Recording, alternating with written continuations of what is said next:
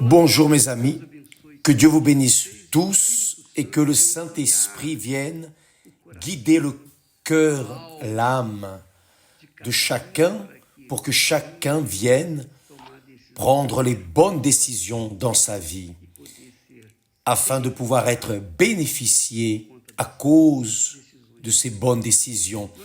Nous sommes en train de parler du cœur de l'âme.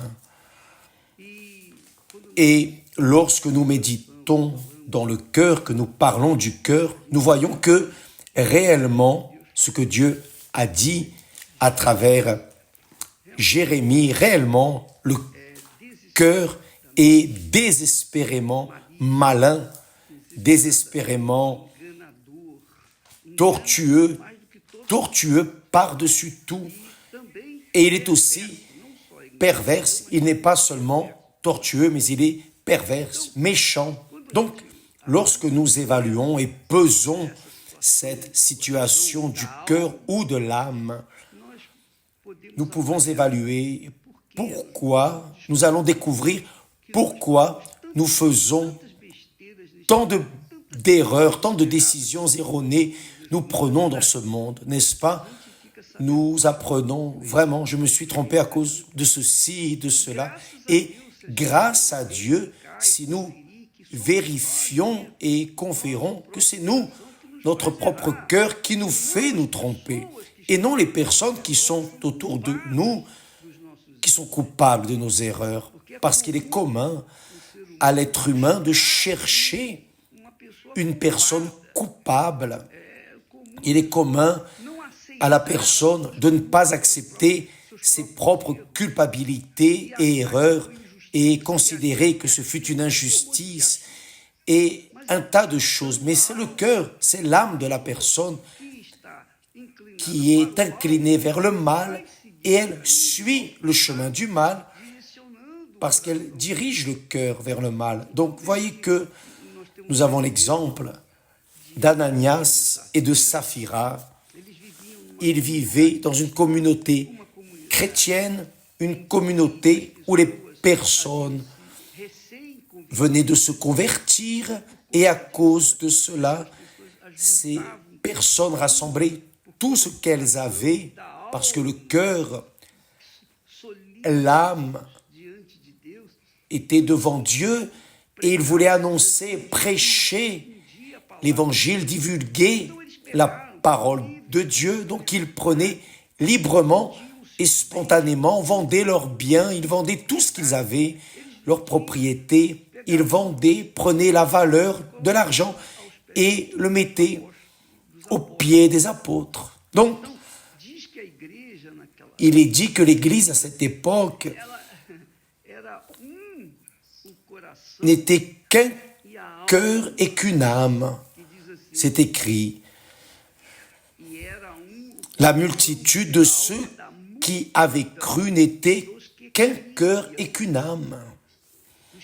La multitude de ceux qui avaient cru n'était qu'un cœur et qu'une âme. Nul ne disait que ses biens lui appartenaient en propre, mais tout était commun entre eux. Commun entre eux. J'aimerais que vous compreniez cela. L'offrande est précisément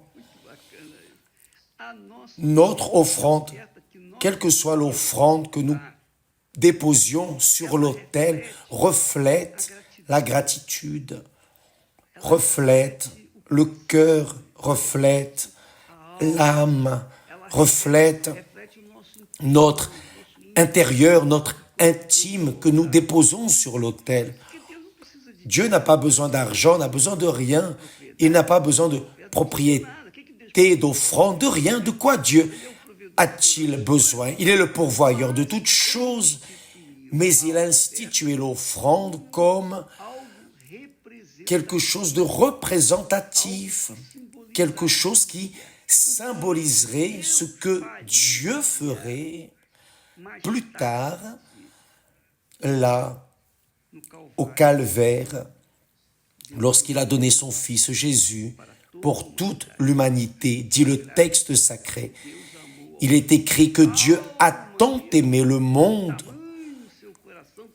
tellement son cœur et son âme sont grands qu'il a donné son Fils unique, afin que quiconque croit en lui ne périsse pas, mais qu'il ait la vie éternelle.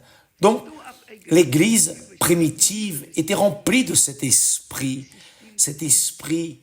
de remise. Oh, Jésus m'a sauvé, Jésus m'a donné le Saint-Esprit.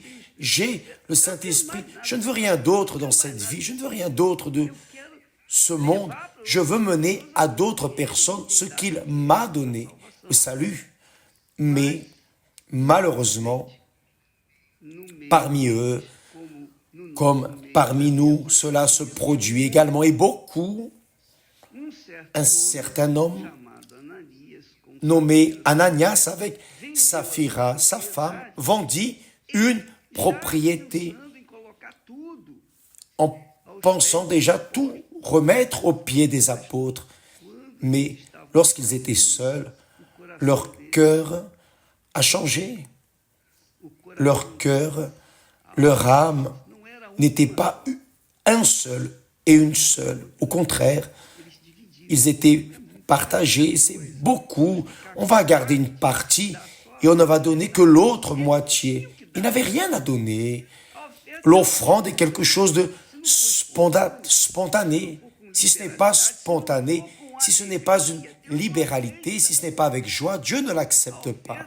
Donc, l'offrande doit venir assaisonner d'allégresse, de beaucoup d'allégresse, car c'est un plaisir de donner. Il n'y a rien de plus glorieux que de donner, parce que seul qui a le Saint-Esprit a cet esprit. C'est l'Esprit de Dieu. Dieu a tant aimé le monde qu'il a donné, c'est-à-dire il a offert. Donc l'offrande est une expression du plus profond sentiment qui existe dans le cœur ou dans l'âme. Et si l'offrande est divisée, comme ce fut le cas d'Ananias et de Saphira, elle ne sert plus, Dieu ne l'accepte pas. Il n'accepte pas 50%. Il veut tout, c'est toute votre âme, tout votre cœur, tout. Il n'accepte pas la moitié. Il n'accepte pas 10% de votre cœur, c'est 100%. Ici, il traite d'offrande. La dîme, c'est autre chose, ce sont les prémices. Mais l'offrande est quelque chose qui représente de manière libérale et spontanée et avec joie ce qu'il y a dans le cœur. Par exemple,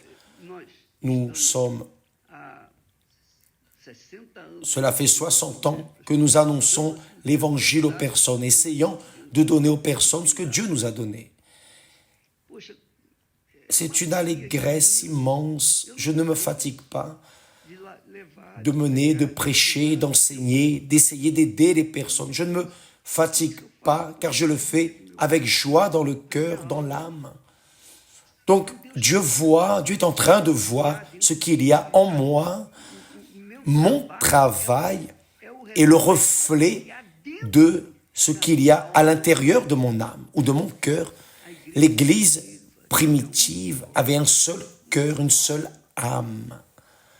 Et alors, elle plaisait à Dieu avec ses offrandes. Mais Ananias et Saphira, lorsqu'ils étaient à l'église, certainement qu'ils ont dû penser, non, nous allons donner notre propriété. Ils ont vendu la propriété. Mais lorsqu'ils ont vu le montant de la propriété, ils ont dit, non, attends, c'est beaucoup.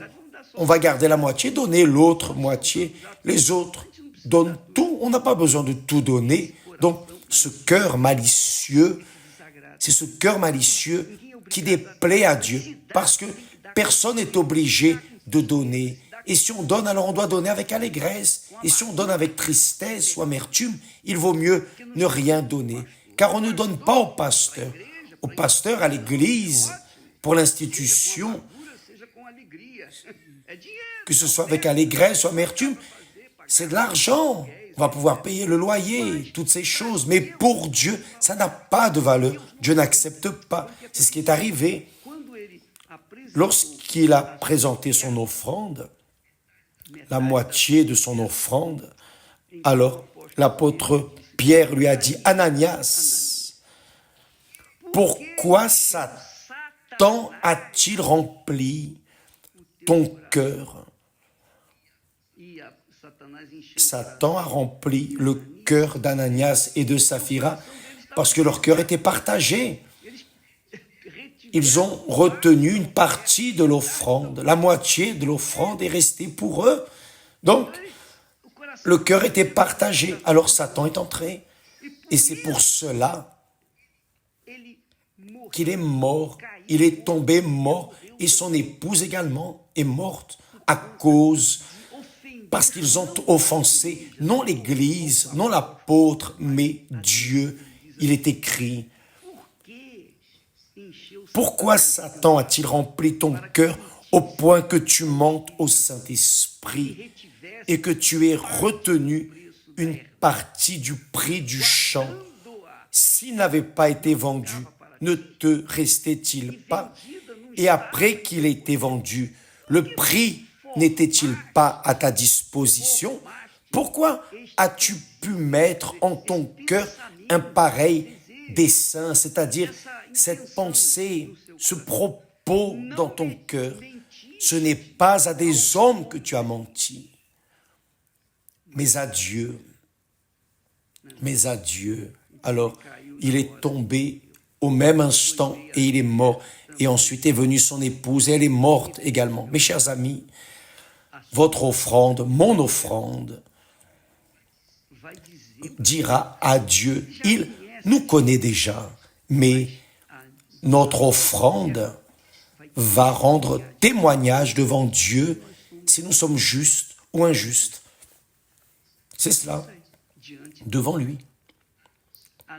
Notre offrande va montrer le genre de foi que nous avons. Une foi hypocrite, si c'est une foi de faux semblants, ou si c'est une foi sincère. Votre offrande, qui représente votre vie, qui représente votre âme, qui représente votre cœur, dira à Dieu ce qu'il y a en vous.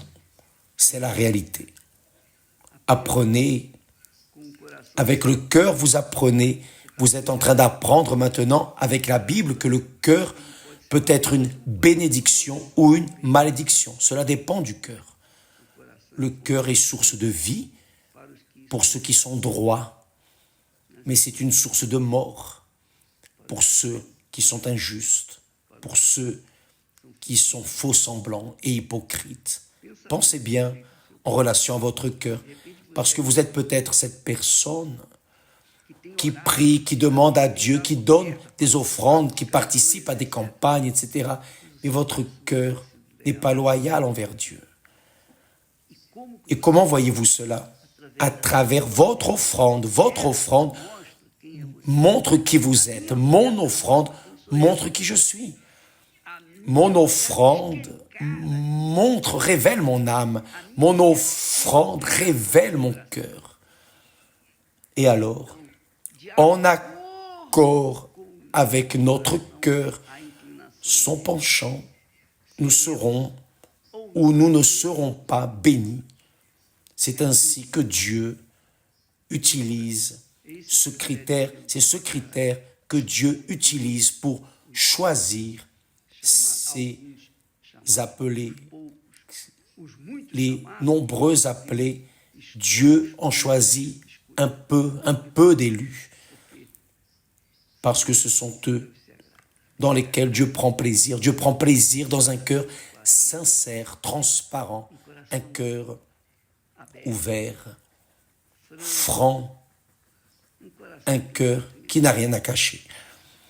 Que Dieu vous bénisse tous, pensez-y et prenez soin de votre cœur, gardez, et s'il y a quelque chose de mauvais qui n'est pas bon, alors mettez votre vie en accord avec Dieu pour que votre offrande soit acceptée devant l'autel. Que Dieu vous bénisse et à demain, grâce à Dieu.